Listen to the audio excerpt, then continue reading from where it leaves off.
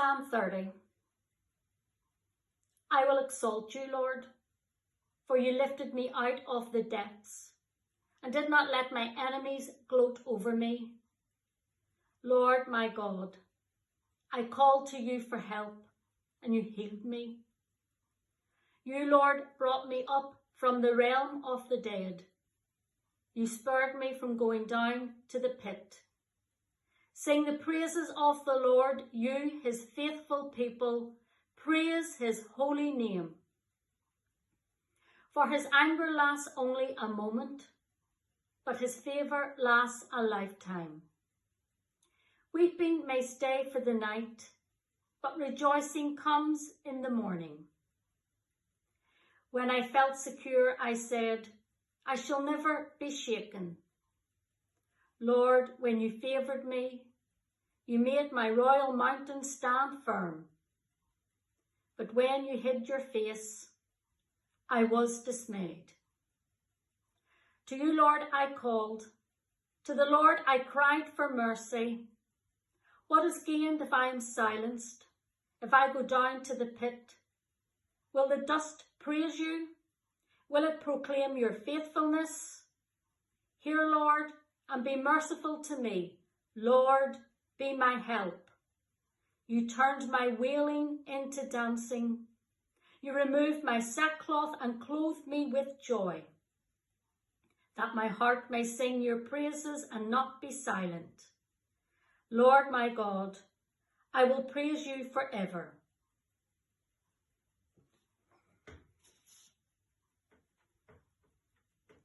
I can remember once listening to a preacher who asked the question, how easy do you find it to thank and praise God when all is going wrong in your life?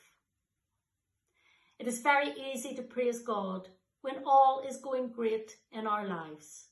A good job, lovely home, healthy family, loyal friends, sufficient funds, when our prayers are answered. But what about those times when things are not going so great?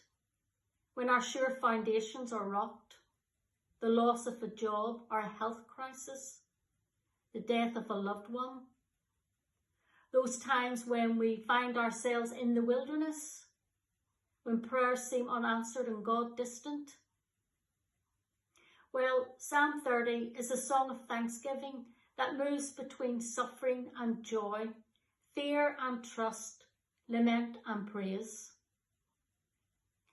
The psalm shows us how David knew deep distress and yet discovered that divine mercy has the final word. The psalm begins with praise. I will exalt you, Lord, for you lifted me out of the depths. From the opening line, David recognises that deliverance is not self-achieved, but God-given and to be received. This movement from crisis to gratitude forms the heart of the psalm and continues to speak powerfully to Christians today.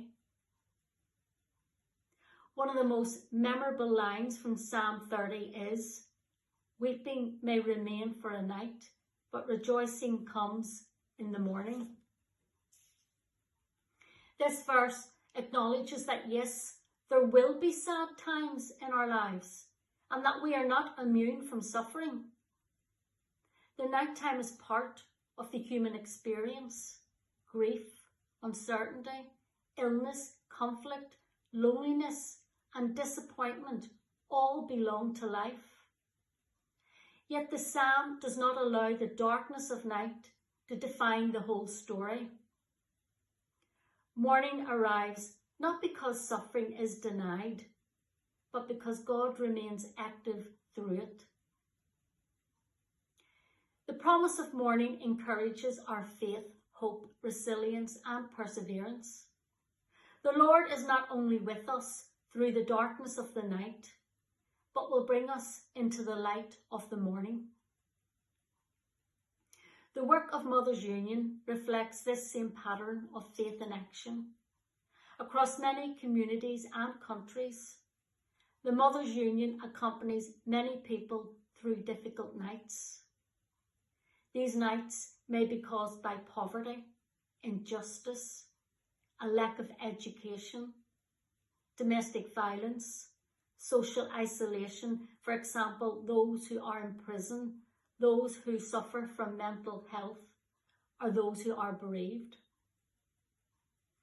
And Mothers Union helps create the possibility of mourning through practical help and prayer.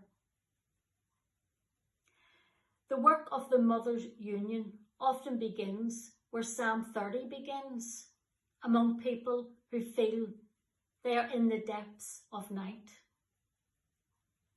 By offering parenting support, literacy projects, emergency help, ending injustice, ending violence, and ending poverty, and offering fellowship, Mothers Union embodies the Psalm's conviction that restoration is possible when compassion is shared. Another significant theme in Psalm 30 is humility. Too often we rely on our own sufficiency. We can be carried away by our own confidence, security and pride. We feel that we cannot be shaken. But the Psalm reminds us that security can be fragile, that pride can lead to a fall. Health, strength, success and complacency are often temporary, and that everything we do needs to be rooted in our dependence on God. Prayer emerges not from being perfect, but from being vulnerable. Authentic Christianity grows not from pride, but from recognizing our own need for God's grace.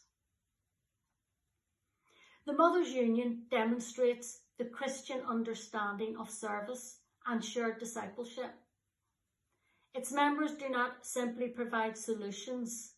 They seek to stand with others, listening carefully and responding with dignity.